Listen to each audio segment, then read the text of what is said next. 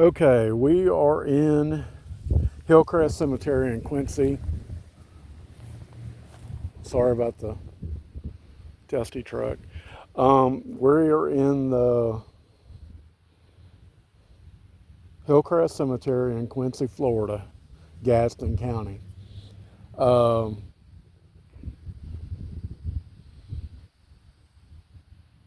and we're at the grave of David Grant DeBoard. Okay. This is the DeBoard family right here. I don't know much about it.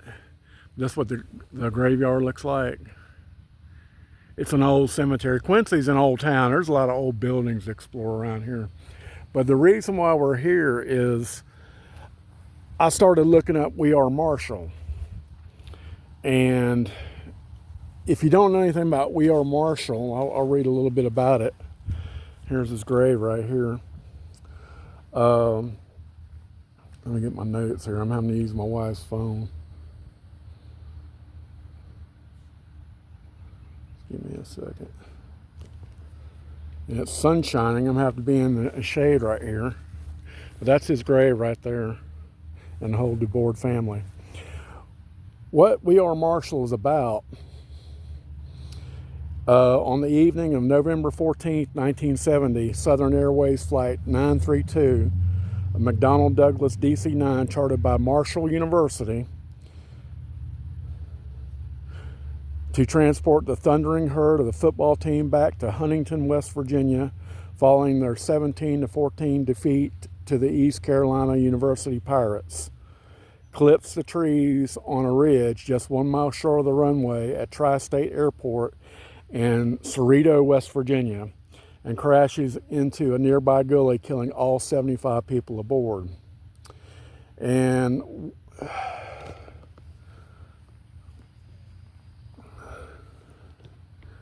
what the movie was about, and it's pretty spot on what they say. In the wake of the tragedy, University President Donald Dedman leans toward indefinitely suspending the football program, but he ultimately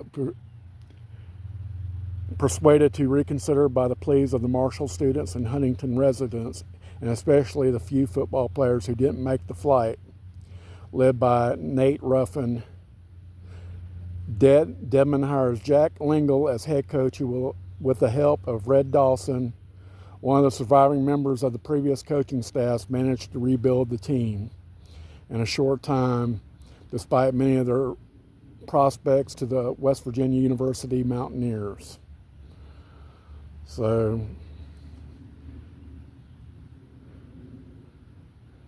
Dedman travels to Kansas City, where he pleads with NCAA to waive their rule prohibiting freshmen from playing varsity football, a rule which had been abolished in 1968 for all sports except for football and basketball, and would be abolished for those sports in 1972. Dedman returns victorious. Okay, and the reason why this caught my eye is back in Deb's hometown of Buchanan, West Virginia, there's a restaurant called T&L Hot Dogs, and they got We Are Marshall memorabilia all in the dining room. And I didn't know much about it. I heard a movie about it, but I didn't know there was a plane crash.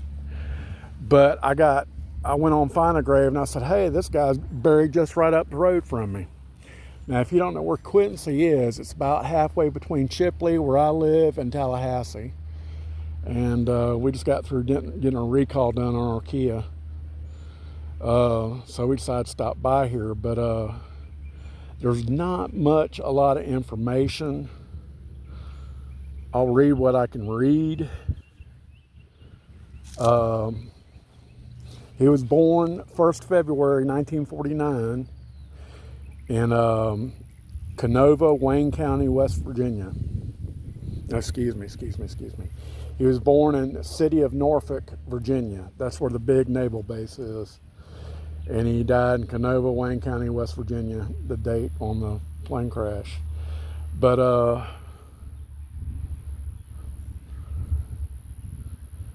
there's not a lot of information about him.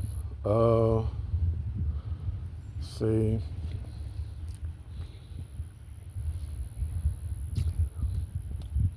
David Grant DeBoard from Quincy, Florida, offensive tackle and a senior at Marshall University, died in a plane crash on a rainy hillside in Wayne County, West Virginia.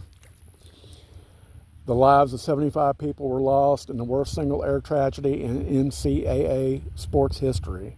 Among the losses were nearly the entire Marshall University football team. Coaches, flight crew, numerous fans, and supporters. The event marked a boundary by which an entire community would forever measure time before or after the crash. God bless those whose lives were lost on that evening. We honor those men and women who made a mark in the hearts of a school, a community, and a nation. David was the son of Mr. and Mrs. Frank DeBoard Jr. And that's him right there.